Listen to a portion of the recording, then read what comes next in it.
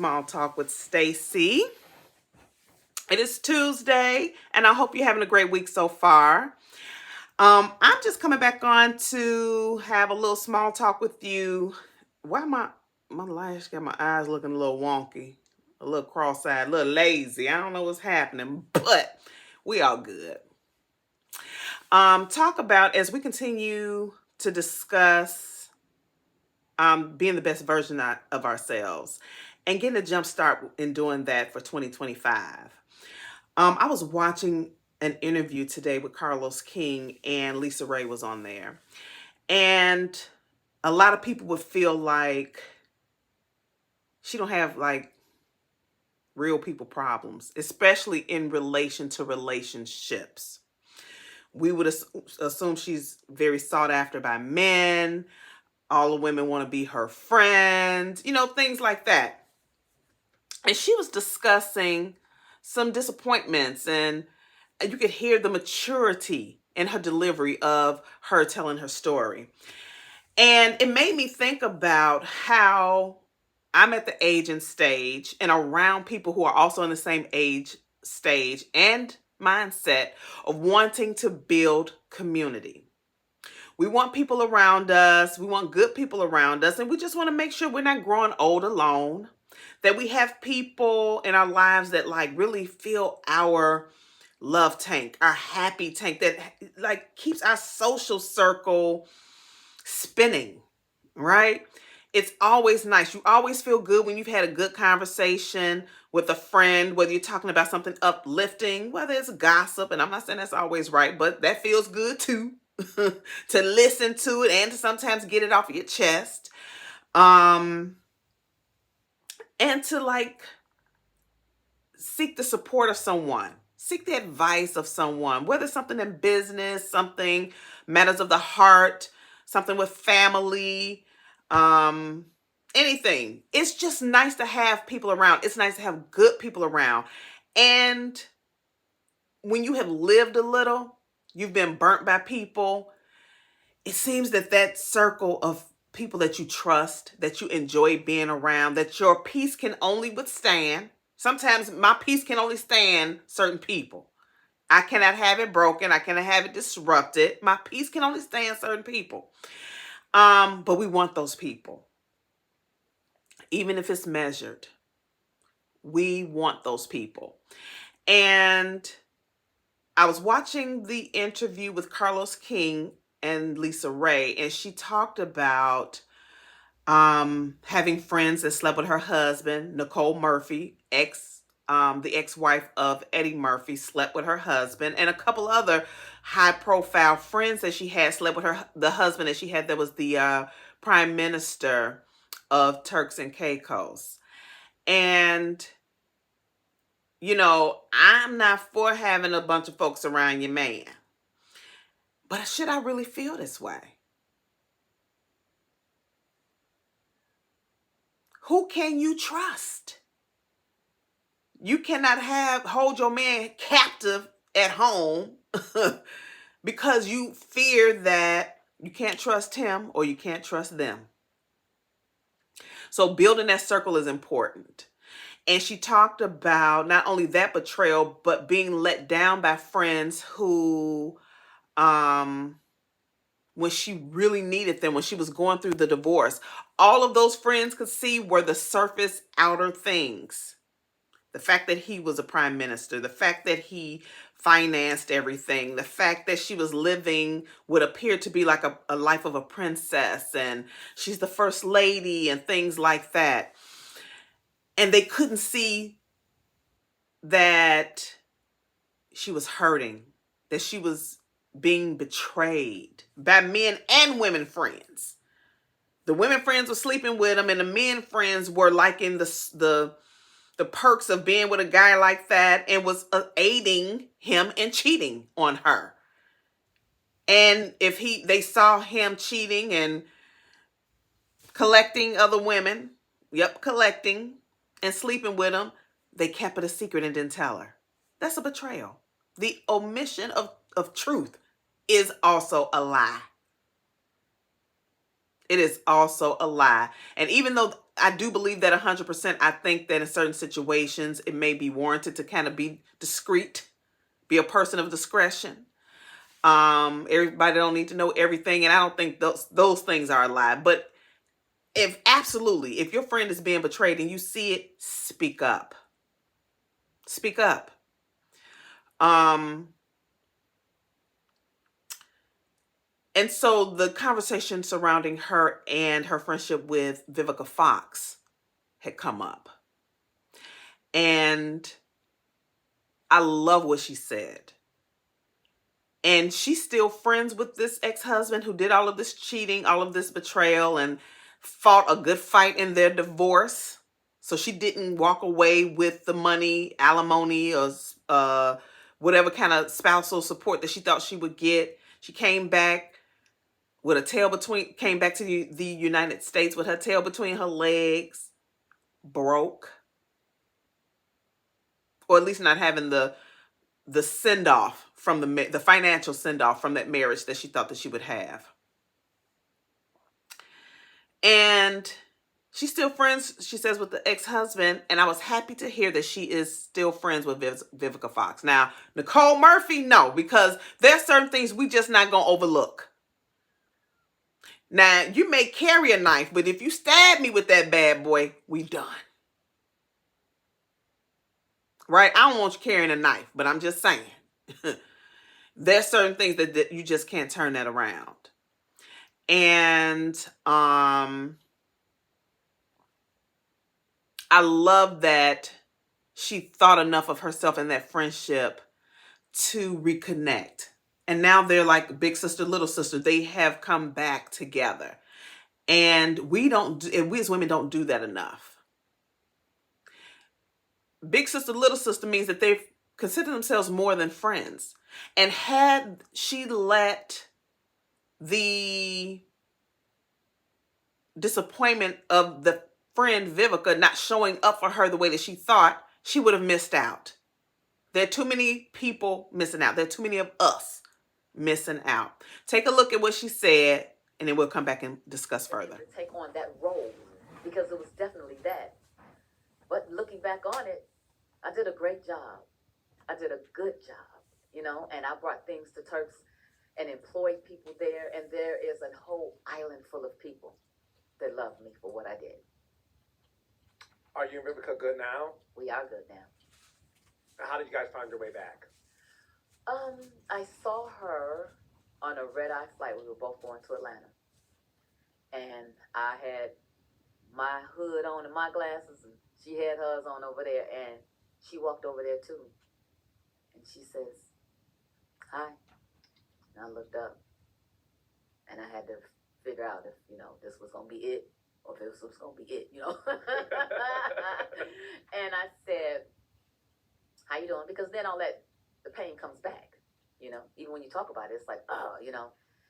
And she said, "I'd like to talk to you." And I said, "That would be good." I said, "Maybe we can change our seat to sit by each other." She said, "You know, I think it'd be no problem." And we actually ended up sitting next to each other. So it was nobody but God. And we talked the entire flight. She did not know all of the things that I was going through. I had kept a lot of the things, you know, quiet, as you do in a marriage. Your business is yours, you know. And she apologized to me. She said, "I'm so sorry. I was dealing with my own, you know, stuff. And I did not know, you know." And I just felt good about that, because when you don't know, you don't know, you know. And then you find out, and then you even learn from your mistakes. And so for us to bridge that gap, I would want for every other friends that's out there that's been on the outs to be able to say that you can manifest a better relationship and get close again and not just throw it away. It's possible. And we are that for a lot of people. We've come back together and we're close and cool. Amen. Amen. So what did you all think about that? See, sometimes we feel like if people see us, or we feel like they know us well enough, they can see exactly what we're going through. And that's not true. You have to communicate it. You cannot expect me to respond or react to you when I only have half the information. You're going to have to accept that I have stood up for you to the level of which you have allowed me to stand with you, and not be upset if I don't do it the way that you think it should be done. We hold our women friends to such a standard. And like she said, Vivica, people going through their own stuff, sorting through their own lives, trying to stand up out of our own quicksand. We don't have the capacity to deal with your stuff too.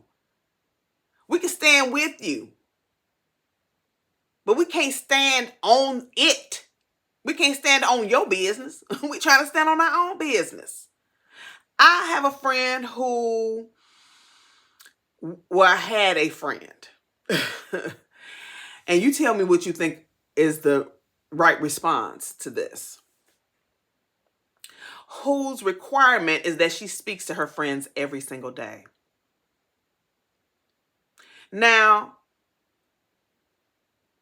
I can't talk to you every day, because some days I'm going to be in my bag just because of I'm tired, or you don't know what I've dealt with in my own life, and I'm going to have attitude.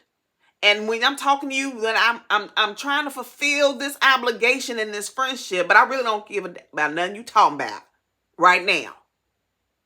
I'm tired.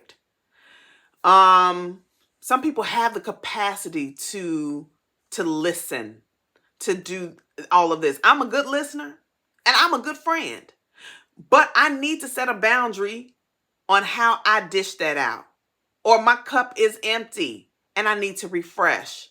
And then people don't understand when you need to kind of take some time away to refill, to refresh, and get yourself back to the friend that they want, they know and love.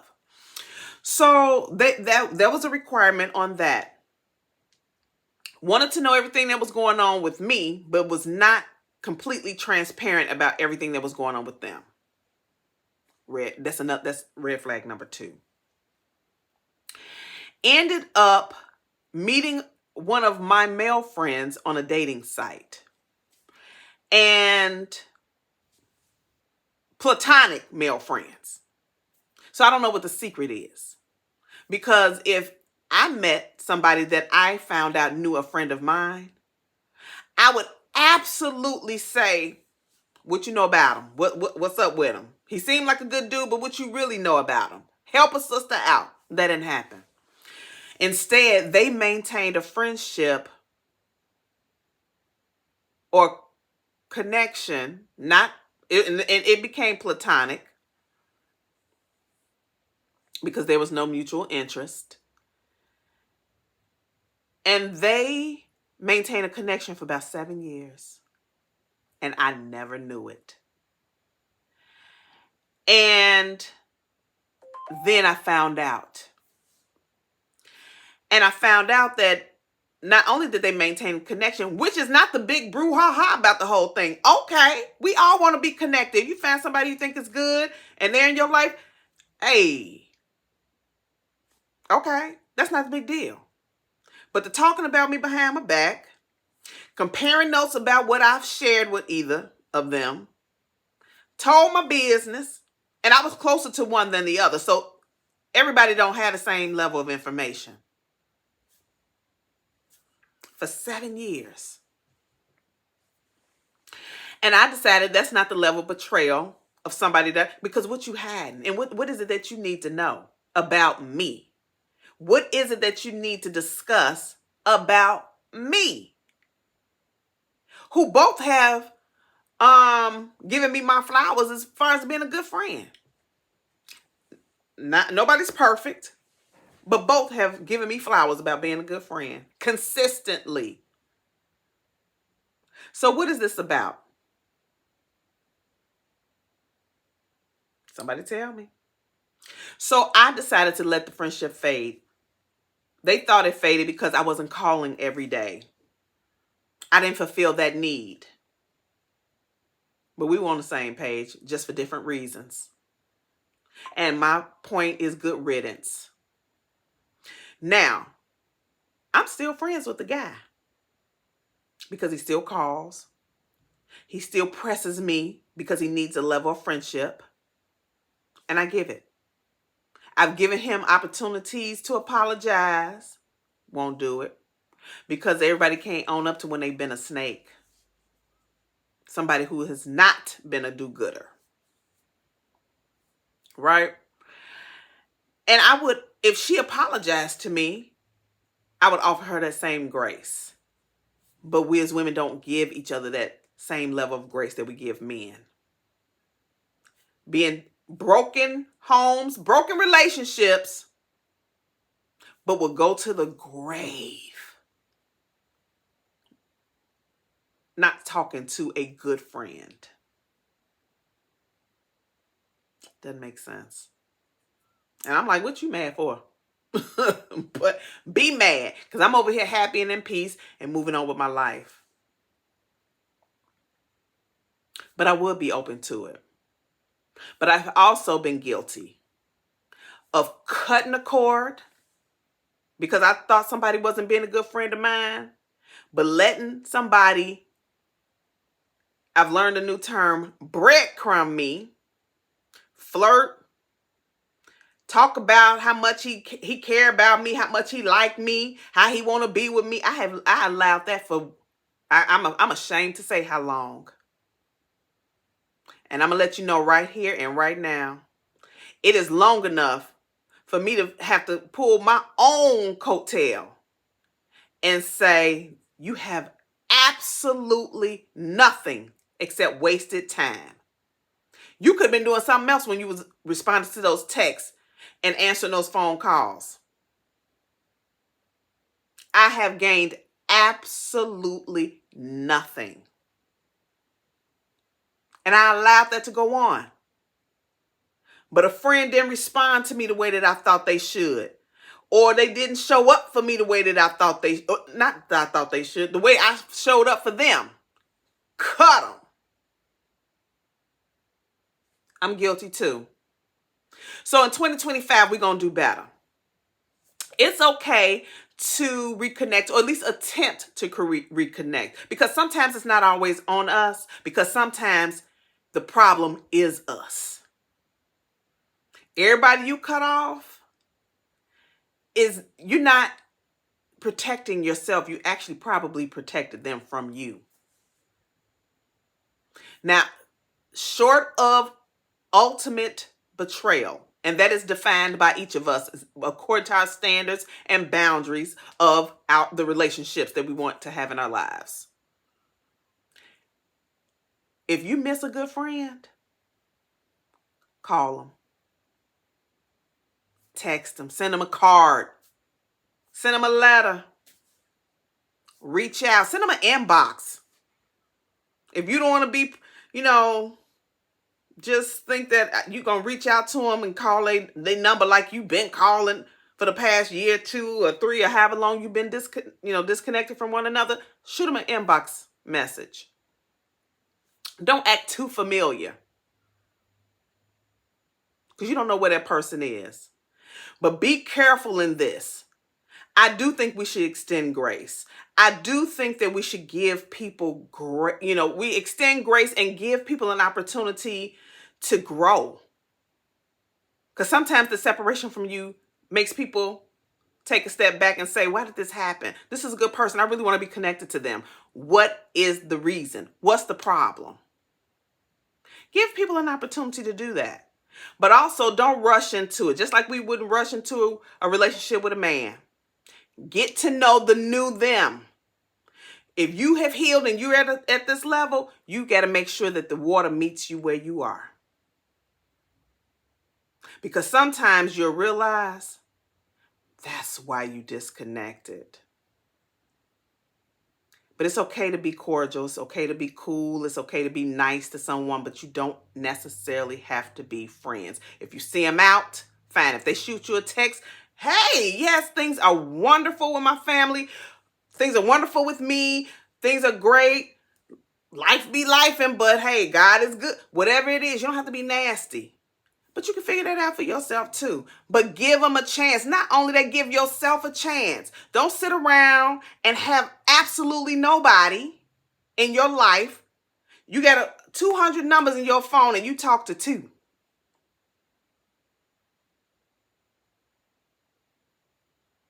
That makes no sense.